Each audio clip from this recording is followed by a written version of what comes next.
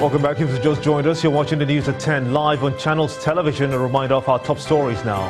President Muhammadu Buhari signs executive orders seeking to checkmate corruption, just as leaders of the Northern States Christian Association of Nigeria meet with the president, demanding end to killings. Gunmen kill 5 people in attack on Marabankola community in Guyuk local government area of Adamawa State. Senate resolves to investigate alleged murder of a female youth corps member by a policeman and the killing of 7 policemen by gunmen in the Federal Capital Territory. And dozens missing following capsize of 2 passenger boats off the coast of Phuket Island in Thailand.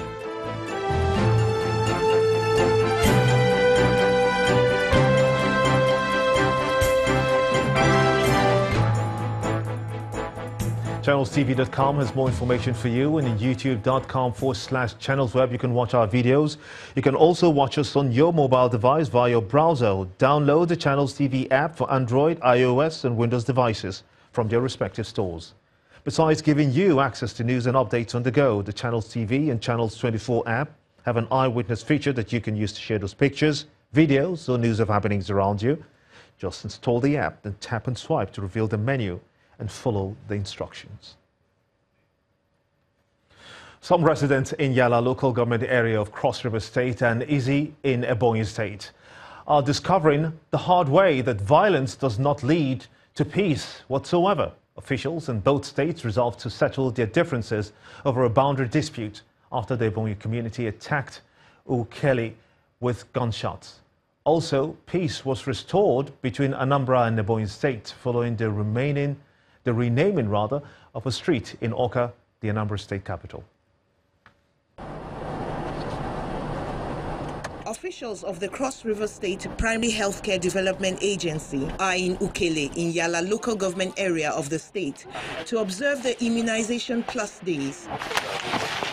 But they are horrified at the sight that greets them. The primary healthcare center and other buildings have been vandalized.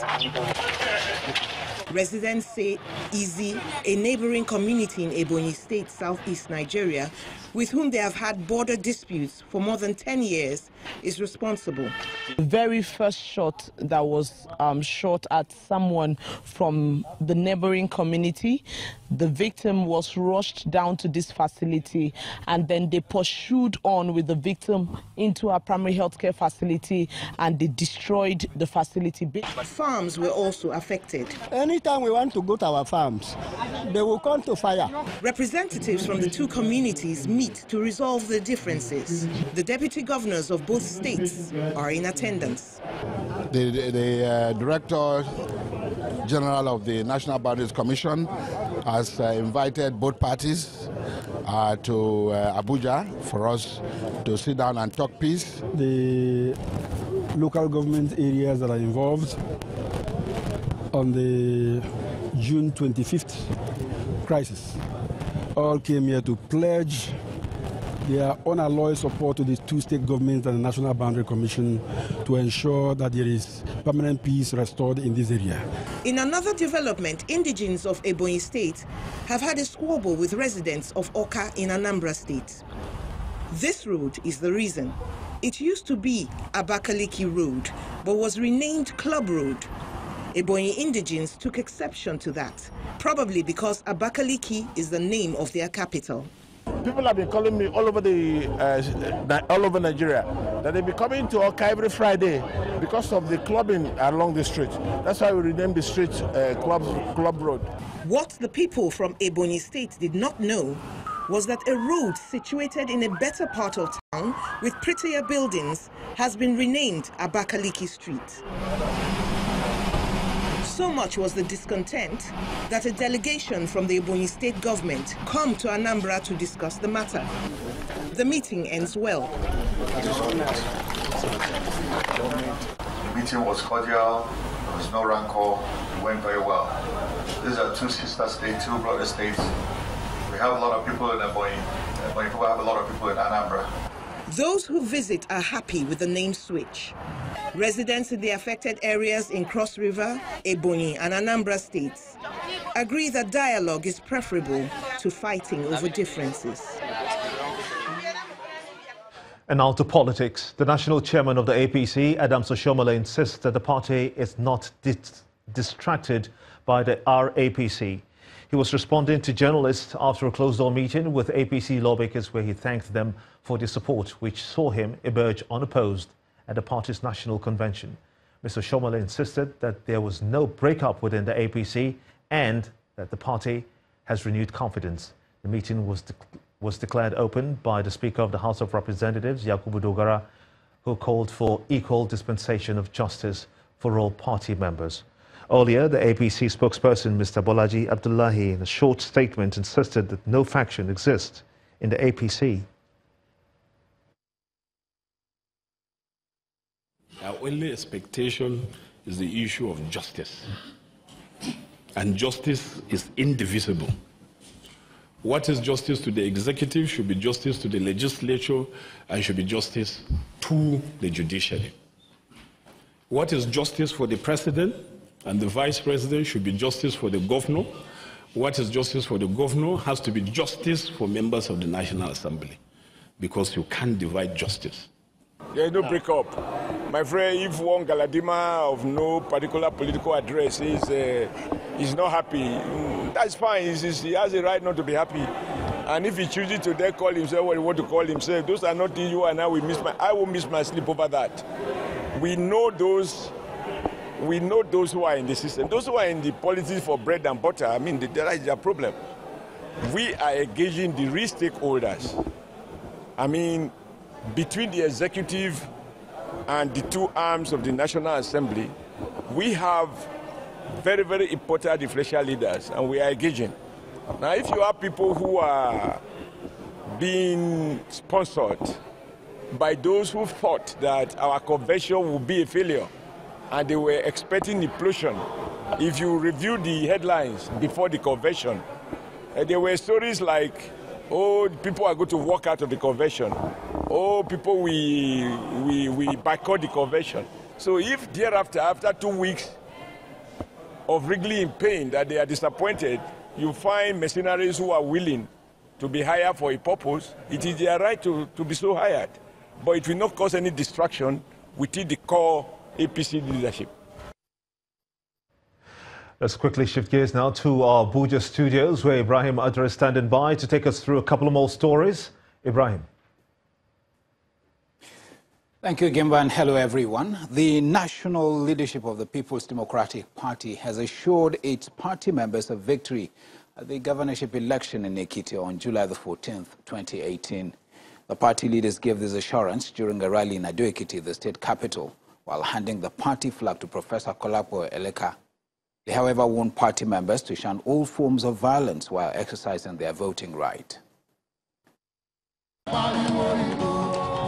The governorship election in Ekiti State, southwest Nigeria, is only a matter of days away, and that is the reason for this gathering.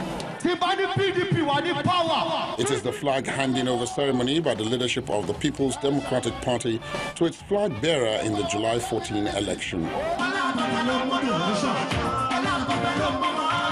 Support is coming from governors and former governors from the north, south, east and west for Professor Eleka, whom they are confident will come out victorious. We are here to support continuity. We are here to support love for Ekiti people. We are here to support quality education. Having a sleepless night. Presidential aspirants also throw their weight behind one of their own. I have known Ekiti since 1992. Every development, every project in this state was built by a PDP government. To Governor Ayodele Fayose, the turnout at this rally is indicative of the party's popularity in the state. Ekiti is a no-go area. I say Ekiti is a no-go.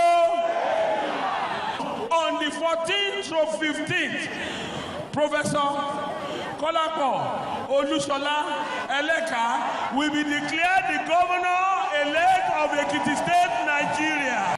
The chairman of the PDP seizes the occasion to call for support for the party at the general elections.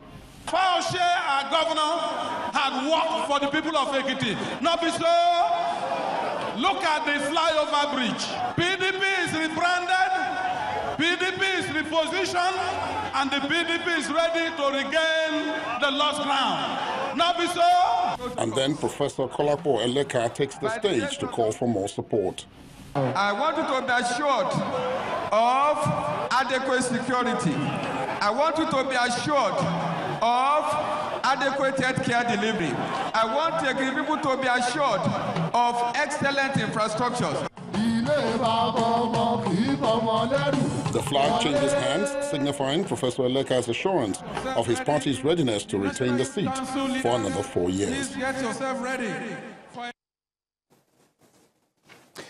Meanwhile, the Independent National Electoral Commission, INEC, has dispelled rumor or reports alleging that the electronic card reader machines to be used in the Ekiti, Osun and the 2019 general elections are compromised.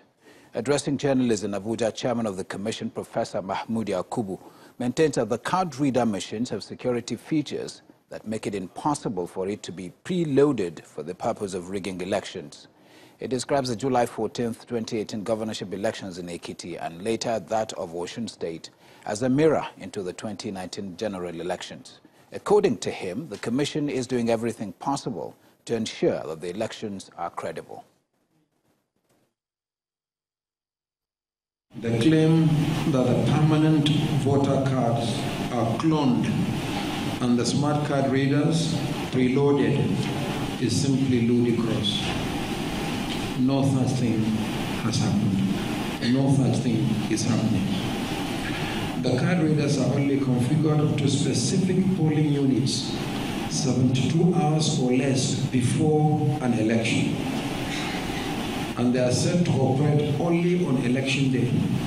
If for any reason we have to conduct any election the following day, the card readers have to be reconfigured.